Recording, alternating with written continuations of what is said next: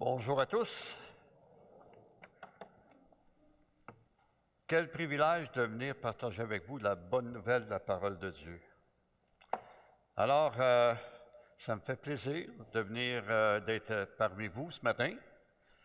Et avant d'aller plus loin, mais j'aimerais me présenter. Bon, il y en a quelques-uns qui me connaissent quand des boulots, des conférences, des ralliements, mais ce n'est pas tout le monde qui me connaît. Alors, mon nom, c'est Richard Marino.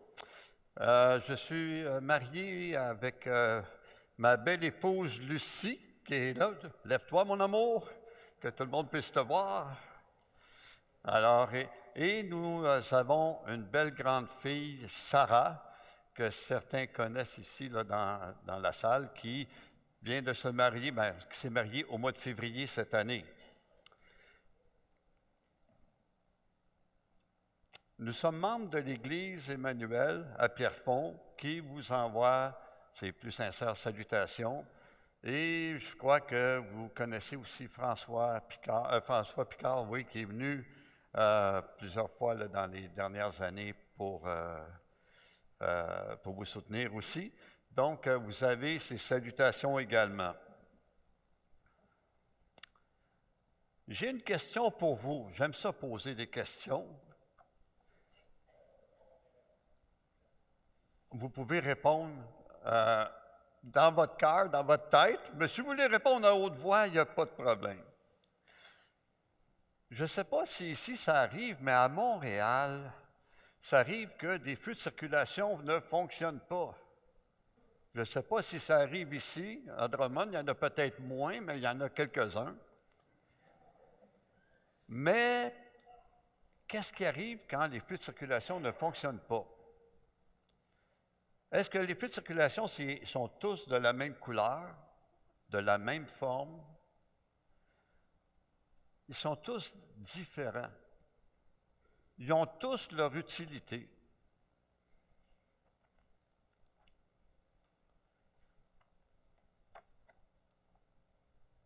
Imaginez-vous si tous les feux de circulation étaient verts, tous en même temps, de chaque côté, qu'est-ce que ça donnerait? Ça serait intéressant, hein? Ça serait intéressant de voir ça. Mais vous savez, c'est un peu la même chose dans l'Église. On a tous notre utilité. C'est ce qu'on va regarder ce matin. Mais l'idée principale que j'aimerais que vous reteniez ce matin, c'est puisque nous avons tous des dons différents, nous avons tous notre utilité dans le corps de Christ qu'est l'Église. Ce matin, en fait, pour venir ici ce matin, j'ai dit, bon, on arrive vers la fin de l'année, quel sujet je vais prendre et tout ça. J'aurais pu prendre le sujet des résolutions, qu'on aurait pu prendre des résolutions, puis tout ça. Mais les résolutions durent combien de temps au début de l'année? Puis, le Seigneur m'a mis à cœur de vous partager ce sujet-là de ce matin, qu'on a toute notre utilité dans le corps de Christ qu'est l'Église. Mais avant d'aller plus loin, remettons notre temps entre les mains de Dieu. Bien, Père éternel, Seigneur grand Dieu, oui, on vient devant toi parce qu'on veut dépendre de toi. On ne veut pas être des indépendants, mais on veut être dépendants de toi. Père, viens faire la paix dans nos cœurs ce matin.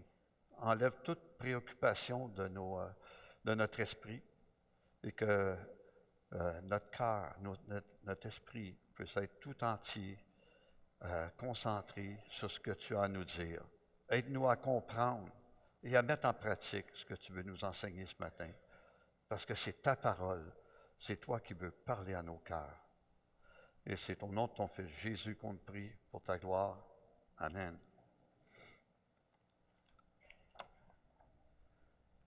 Je t'ai pas oublié de me minuter. Parce que si je ne fais pas ça, on va être ici encore à 1h après-midi. Alors, comme je l'ai dit plus tôt, ce que j'aimerais que vous reteniez ce matin, c'est puisque nous avons tous des dons différents, nous avons tous notre utilité dans le corps de Christ qui est l'Église. Fait que chacun de vous ici à l'Église de Drummondville, vous avez tous votre utilité, chacun de vous.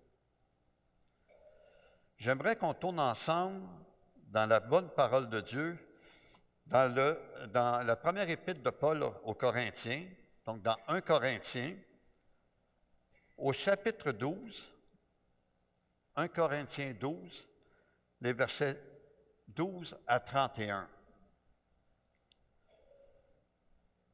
1 Corinthiens 12, versets 12 à 31.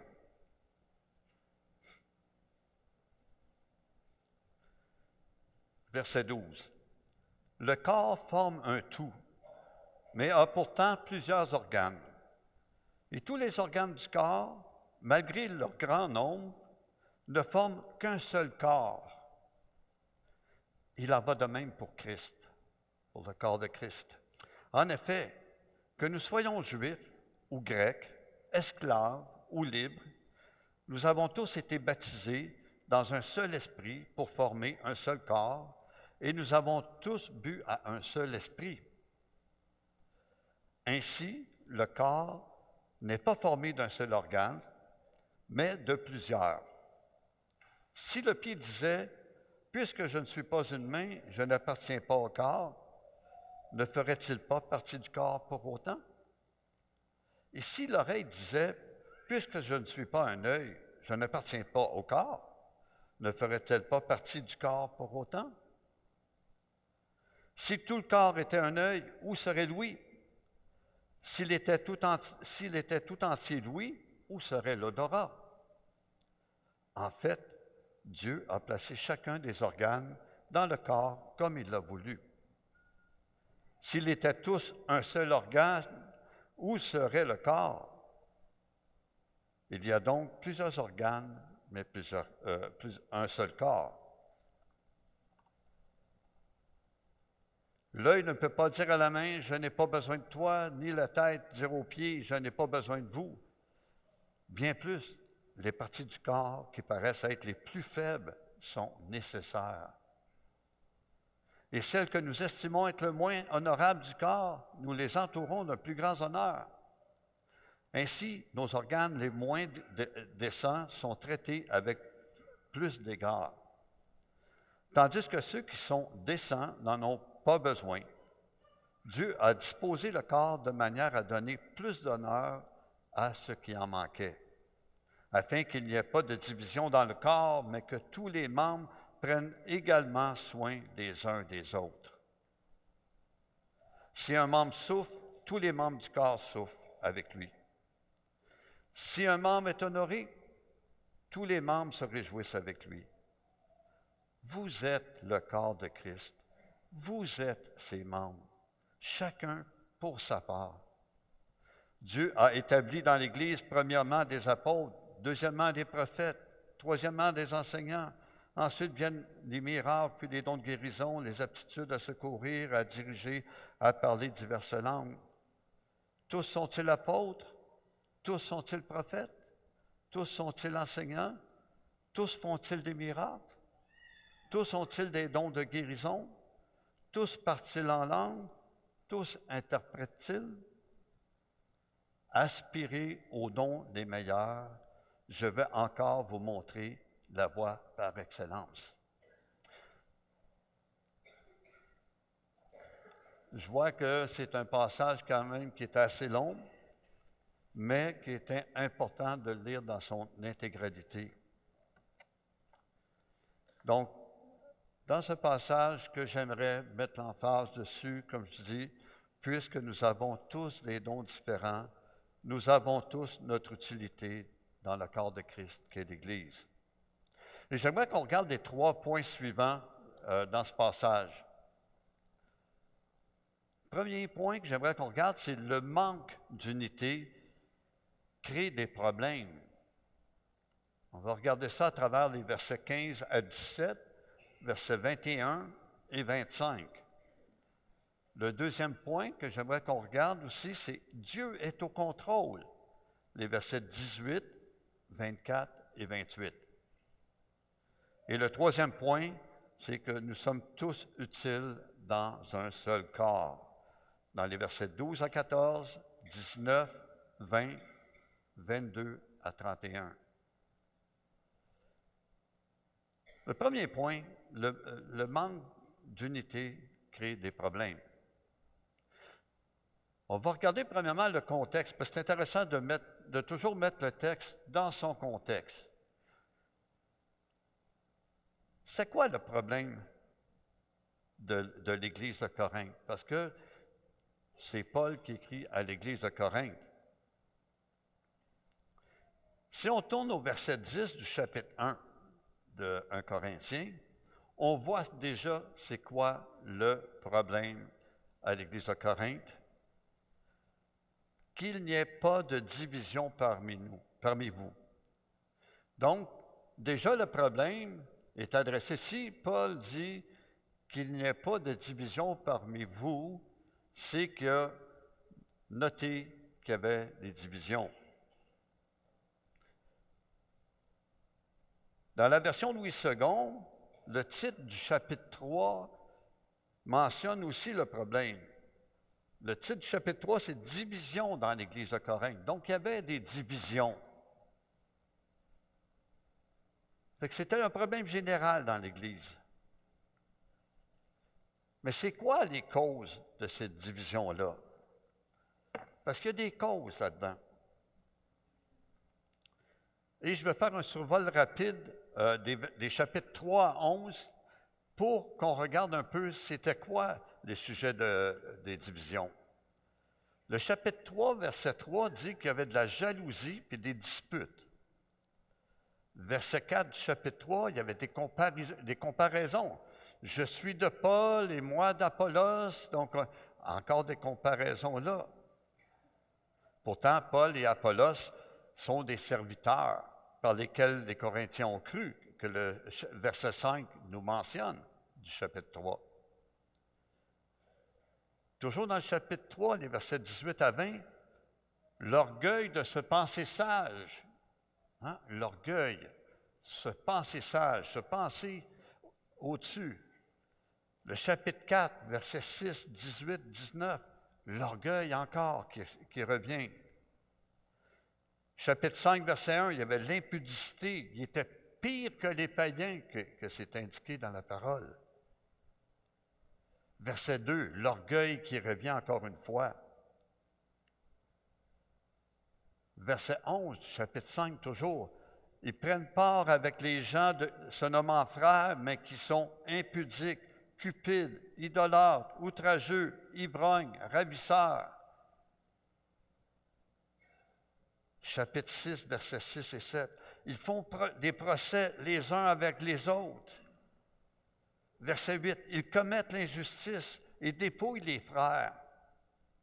Chapitre 11. Ils prennent la table du Seigneur indignement. Ils s'assemblent pour devenir pires, au verset 17. Ils avaient perdu de vue c'était quoi le sens de la table du Seigneur. Ils venaient comme pour manger, comme pour prendre un repas. Mais revenons à notre texte de ce matin, le chapitre 12. On voit encore des sujets de division ou de manque d'unité dans notre texte. Quand on regarde les comparaisons qui se faisaient, hein, si le pied disait « Puisque je ne suis pas une main, je n'appartiens pas au corps ». Donc, c'est comme, il reflétait qu'il n'était pas satisfait du don qu'il avait reçu.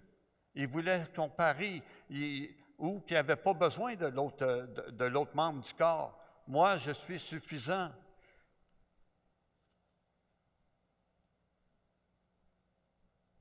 L'œil ne peut pas dire à la main, je n'ai pas besoin de toi, ni la tête dire aux pieds, je n'ai pas besoin de vous.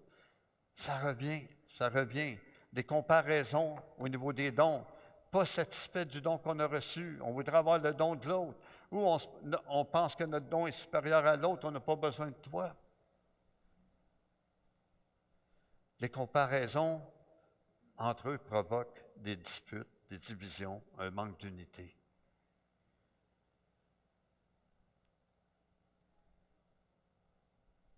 Lorsqu'il y a des discussions relatives aux dons, c'est là que ça commence à créer des difficultés. Ça, c'est en général parce que deux vérités essentielles sont oubliées. Premièrement, les dons ne doivent pas être employés à notre service, à notre propre service, mais au service du corps de Christ. C'est Christ qu'on sert, ce n'est pas nous qui servons.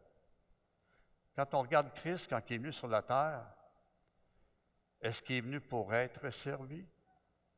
Non, il est venu pour servir.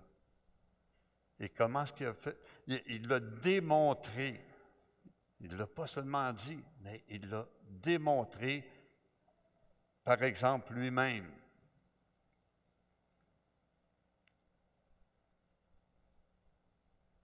Dans l'exercice et la mise en pratique de notre don, l'amour pour Dieu et pour nos frères et sœurs devrait être la plus haute de nos motivations. Ça devrait être la plus grande motivation, l'amour pour Dieu et l'amour pour nos frères et sœurs, l'exercice ou la mise en pratique de nos dons, et non pour nous-mêmes. Quand on regarde au niveau des différents membres, différents dons, si on prend une recette de gâteau, par exemple, c'est le temps des fêtes, on mange bien, il y a des gâteaux. Mais si, je vous disais, on va manger seulement que la tasse de farine que ça prend. Quel effet que ça va prendre? Quel goût ça va avoir en bouche? Ou pour la garniture, que ça prend du citron. Prenez juste une cuillère à table de jus de citron. Quel effet, quel goût que ça va avoir dans votre bouche. Vous savez, tous ces ingrédients pris séparément, ça ne serait pas nécessairement bon. Ça serait difficile à avaler, même pour certains. C'est un peu ce qui se passait dans l'Église de Corinthe, avec les comparaisons qui créaient des divisions. Ça ne donnait pas une bonne image de l'Église et de Dieu lui-même. Mais je vais revenir à ces ingrédients un petit peu plus tard, un peu plus loin dans mon message.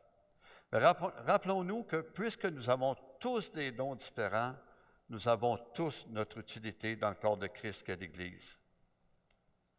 Donc, on vient de voir que le manque d'unité crée des problèmes. Maintenant, regardons notre deuxième point. Dieu est au contrôle. Les chrétiens de l'Église de Corinthe semblaient vouloir prendre le contrôle de leur propre vie et de décider par eux-mêmes ce qui était bon pour eux. Et non pas pour l'Église, mais pour eux-mêmes. Ils étaient centrés sur eux-mêmes.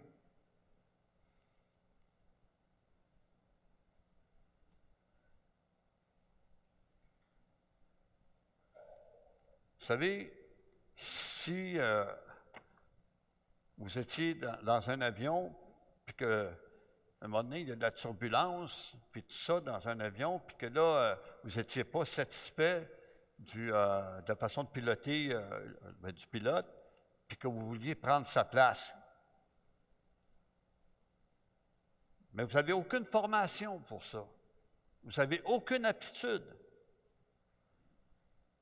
Comment serait votre envolée? Vous considérez votre propre envolée, mais est-ce que vous considérez le bien des autres qui sont dans l'avion? Le pilote qui a été formé pour ça, il sait comment naviguer dans tout ça. Il a reçu cette capacité-là, il a cette capacité-là, ce don.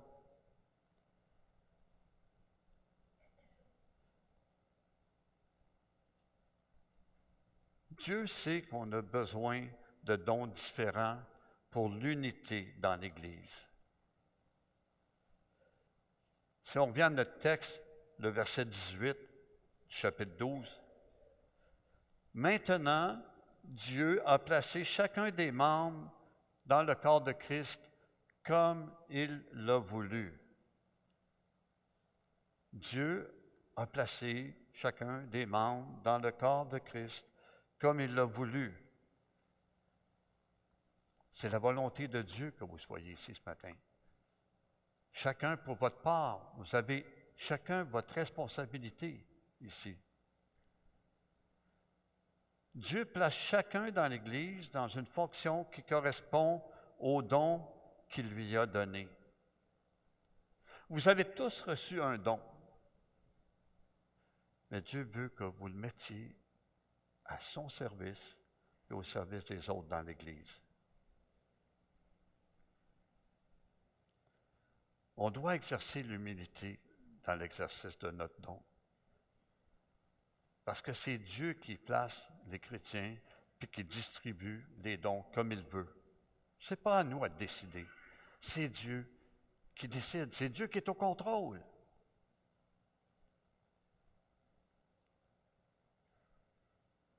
Verset 6, c'est Dieu qui accomplit tout en tous. Ce n'est pas nous-mêmes. C'est Dieu qui nous utilise pour accomplir sa volonté dans l'Église.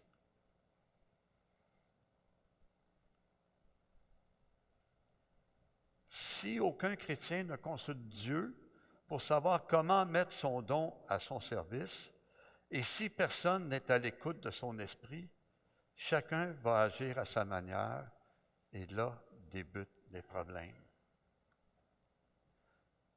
Mais comment consulter Dieu? La réponse se trouve là.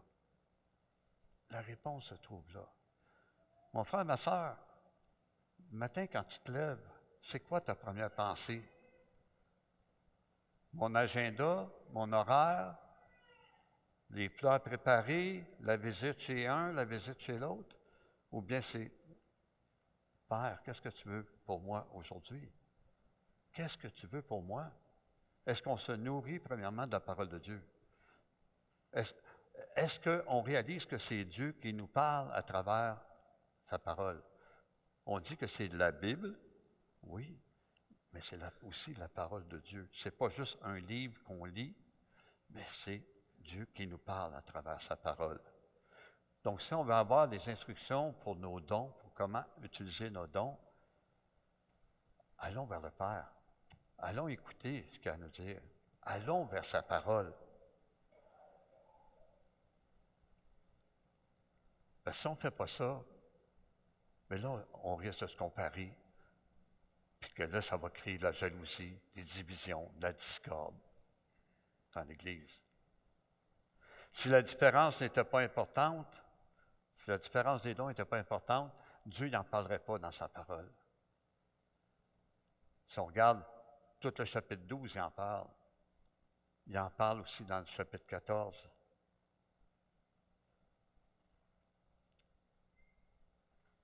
On voit aussi que Dieu n'agit pas juste à moitié dans nos vies, il agit entièrement. Parce que quand on regarde les versets 4 à 6, on voit que la Trinité était à l'œuvre dans l'Église. Dieu, Christ et l'Esprit. Dieu s'implique en entier dans notre vie, dans l'Église. Est-ce que nous, on s'implique en entier dans l'Église? Est-ce que notre cœur est entier à Christ? Premièrement, c'est ça qui devrait compter. Ce psaume, sonde de moi, ô Dieu. Connais mon cœur. Regarde si je suis sur une mauvaise voie. Ramène-moi, ramène-moi. Notre cœur doit être entier à Dieu, à Christ, pour que notre cœur soit entier au service de nos frères et sœurs dans l'Église.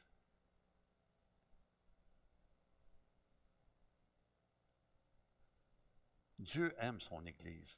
Il en prend soin, car on lui appartient. Dieu veut nous instruire, au verset 1. Dieu agit en nous, au verset 6. Dieu distribue les dons, au verset 11. Dieu gère, au verset 18 et 24. Dieu honore les plus faibles, verset 24. Dieu nous unit à lui, au verset 27. et Dieu est un Dieu de paix. Chapitre 14, verset 33. Nous sommes son Église et on forme un seul corps. Puisque nous avons tous des dons différents, nous avons tous notre utilité dans le corps de Christ qui est l'Église. Donc, on vient de voir dans nos deux premiers points que le manque d'unité crée des problèmes, puis que Dieu est au contrôle. Regardons maintenant notre troisième point, tous utiles dans un seul corps.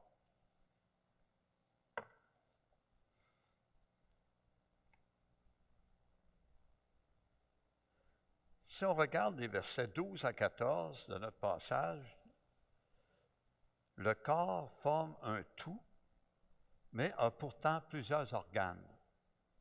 Et tous les organes du corps, malgré leur grand nombre, ne forment qu'un seul corps. Il en va de même de Christ.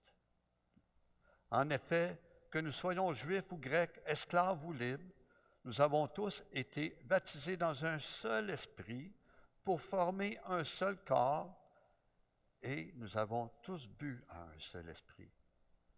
Ainsi, le corps n'est pas formé d'un seul organe, mais de plusieurs.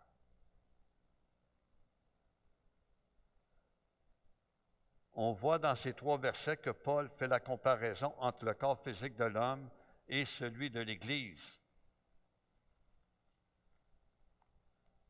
Le corps de l'homme est composé de plusieurs membres, différents les uns des autres, mais malgré leur différence, ils ne forment quand même qu'un seul corps. Il y en est de même dans l'Église. Elle est formée de plusieurs membres, mais avec des dons différents. Mais ils ne forment qu'un seul corps. Comme nous ne formons qu'un seul corps, nous ne devons pas nous comparer les uns aux autres. Car nous avons tous notre utilité dans l'Église. Même les membres qui paraissent être les plus faibles. Prenons notre corps, par exemple. Prenons notre petit orteil. Hein? Le petit orteil. Il est tout petit, tout petit, tout petit. Ça semble insignifiant comme orteil. Hein? Mais savez-vous que ce petit orteil-là, c'est lui qui nous sert à avoir l'équilibre, à garder l'équilibre? Je ne sais pas si vous le savez, mais en temps de guerre, il y avait des hommes qui se coupaient le petit orteil pour ne pas avoir à aller au front. Puis quand les officiers voyaient ça, bien, ils ne les engageaient pas parce qu'il n'y avait pas d'équilibre. Il manquait d'équilibre. Ou encore, on reprend le même petit orteil. Quand on le cogne, ce petit orteil-là, où c'est que vous avez mal dans tout le corps. On dirait que ça monte jusqu'au bout des cheveux, là, ça fait mal. Mais c'est comme ça. Quand un petit membre, même dans l'Église, un petit membre souffre, c'est tout le corps qui souffre. Parce que le petit membre, le membre qui semble être le plus insignifiant, quoique pas d'insignifiant dans le corps de Christ, il a aussi son utilité.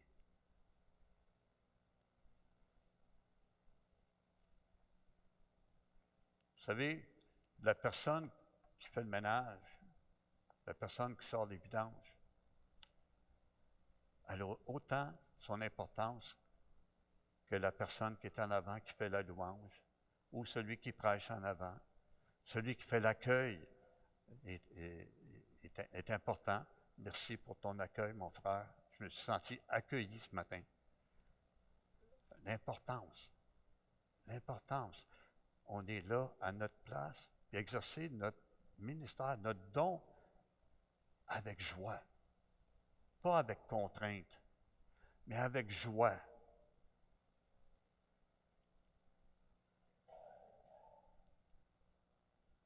Quand je vous ai parlé des ingrédients du gâteau, tantôt, quand on prend ça séparément, ça laisse un goût amer ou c'est pas bon, tout simplement, en bouche. Mais quand on met tous les ingrédients, ensemble. Ça fait un délicieux gâteau qui est bon en bouche. C'est savoureux. Vous savez, c'est la même chose dans l'Église. Quand tout le monde se met ensemble selon ses dons, le don qu'il a reçu, pas convoiter le don de l'autre, mais utiliser le don que Dieu nous a donné. Rappelez-vous que c'est Dieu qui vous a donné ce don-là, selon vos capacités. Et quand tout le monde met ça au service de Dieu, c'est un parfum de bonne odeur pour Dieu.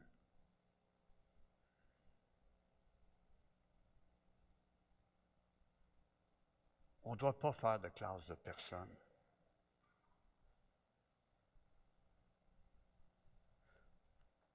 J'ai une autre question pour vous.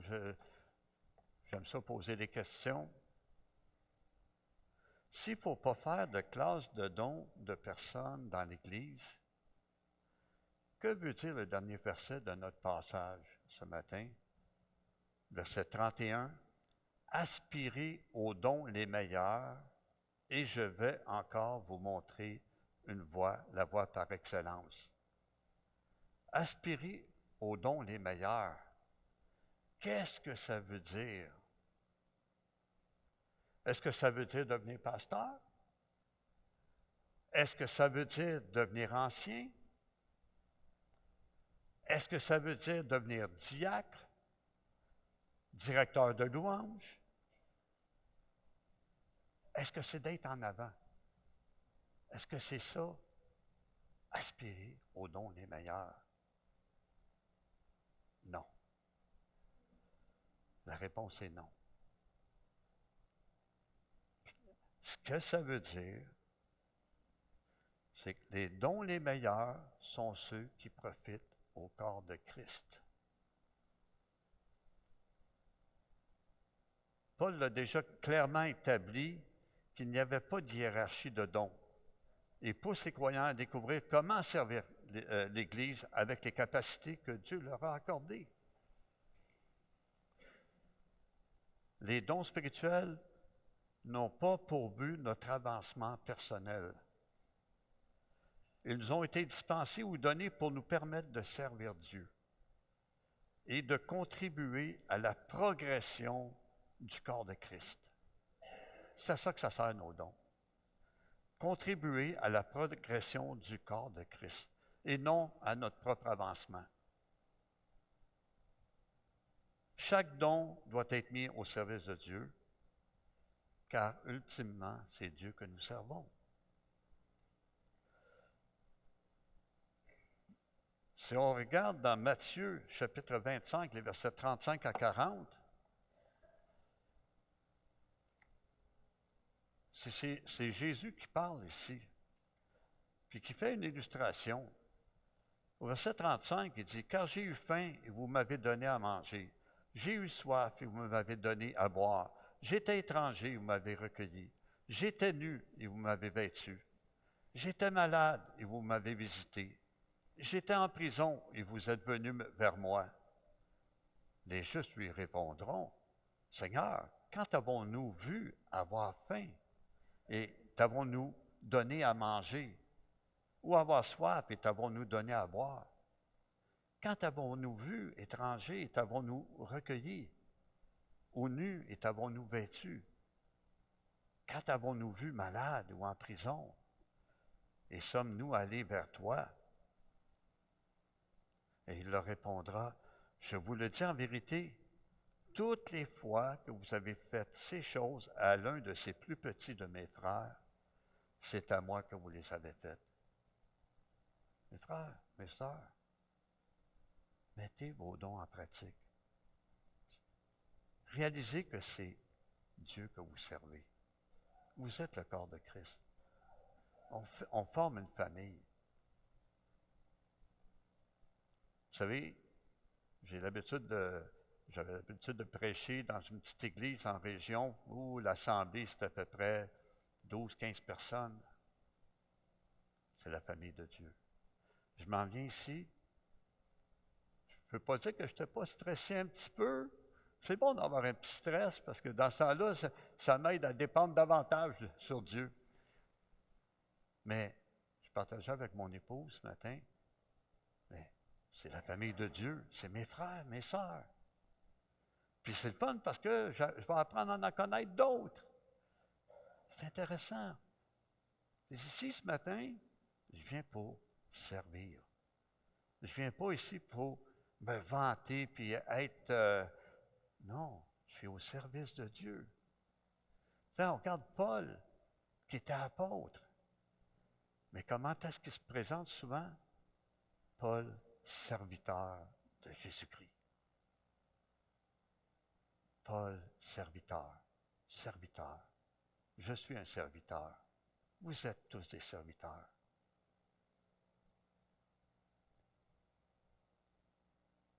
Il y avait un problème dans l'Église de Corinthe, mais c'est quoi l'antidote à ce problème-là? L'antidote se trouve dans la parole de Dieu. Parce qu'après avoir parlé du chapitre 12, des chapitres 11, 1 à 12, de tous les problèmes qu'il y avait dans l'Église de Corinthe, vient le chapitre 13. Le chapitre 13 parle de quoi? Pardon? L'amour. L'amour. Parce que les divisions qu'il y avait, c'était par manque d'amour. Mais tout le monde s'aimait beaucoup, beaucoup, chacun pour soi. Mais il manquait d'amour pour les frères et sœurs, pour l'Église. Et les ingrédients de l'amour, je vais vous les résumer. L'amour est patient. L'amour est plein de bonté. L'amour n'est point envieux. Ne se vante point. Ne s'enfle point d'orgueil. Ne fait rien de malhonnête. Ne cherche point son intérêt. Ne s'irrite point. Ne soupçonne point de mal. Ne se réjouit point de l'injustice. Il se réjouit de la vérité. Il excuse tout. Il croit tout. Espère tout. Supporte tout. Puis l'amour ne périt jamais. Puis ça termine. 3 choses demeurent. La foi, l'espérance et l'amour. Et la plus grande de ces choses, c'est l'amour. Dieu est amour. La plus grande chose, c'est l'amour. Donc, en conclusion, mes frères et sœurs, ne cherchons pas à nous comparer. Si tu te compares ou si tu jalouses quelqu'un par rapport à ton don ou son don, je t'invite à te repentir et à demander pardon à Dieu. Demande-lui de t'aider à mettre ton don au service des autres dans l'Église. C'est lui qui t'a donné le don que tu as.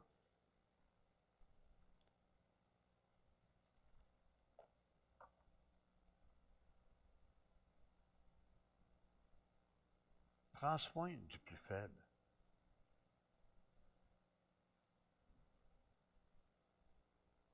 Si tu es un visiteur ce matin et que tu ne fais pas encore partie du corps de Christ, je t'invite à prendre cette décision, à faire partie du corps de Christ. Dieu a un don pour toi. Il veut que tu le mettes au service. Quel privilège, quelle joie qu'on a de pouvoir servir les uns les autres et de servir Christ.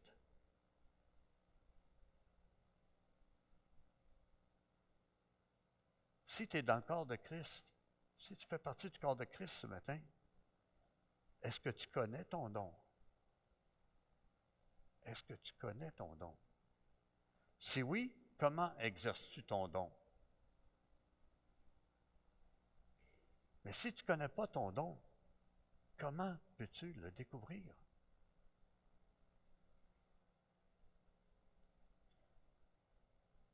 Mon frère, ma sœur, une des façons pour essayer de le découvrir, demande à quelqu'un d'autre, ce serait quoi ton don? Parce qu'on s'observe tout, on se connaît tout, puis on connaît nos aptitudes. Les gens vont dire, « Hey, mais toi, je te vois là, puis tu prends soin des autres, tu t'intéresses aux autres. Quelqu'un qui est triste, mais tu vas souvent avec, tu essaies de le consoler, tu as le don de compassion. » Ah, une autre compassion. Ah, toi, tu es toujours après saluer les gens quand ils rentrent, puis tout ça. Hey, viens avec moi. Ou je vais te mettre avec quelqu'un. Mais tu fais partie de l'équipe de l'accueil. Les autres peuvent t'aider à découvrir ton don. Mais dans la mesure où tu veux servir, essaye différentes choses. Et à un moment donné, tu vas trouver ta place. À un moment donné, tu vas dire, oh, OK, là, c'est là que je me sens à l'aise, c'est là, puis je prends plaisir. Dieu, c'est lui qui rend capable, qui nous équipe. C'est lui qui nous a donné des dons. Cherchons à découvrir le don. Cherchons à le mettre en pratique. Vous savez, quand on met le don en pratique avec amour, nous servons Dieu ainsi que nos frères et sœurs dans l'Église. C'est Dieu qu'on sert. Et rappelez-vous que puisque nous avons tous des dons différents, nous avons tous notre utilité dans le corps de Christ qu'est l'Église. Que Dieu bénisse sa parole. Amen.